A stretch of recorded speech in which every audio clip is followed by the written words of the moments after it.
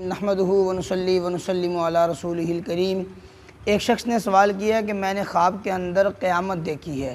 تو ذرا اس کی تعبیر سماعت کیجئے گا۔ اگر کوئی شخص خواب کے اندر قیامت دیکھتا ہے، یہ اس بات کی علامت ہے کہ خواب دیکھنے والا اپنے گناہوں سے توبہ اور استغفار کرے گا، اور اگر وہ شخص مظلوم ہے تو وہ ظلم سے نجات پائے گا۔ اور اگر کوئی شخص یہ دیکھے خواب کے اندر کہ کسی جگہ پر قیامت قائم ہوئی ہے،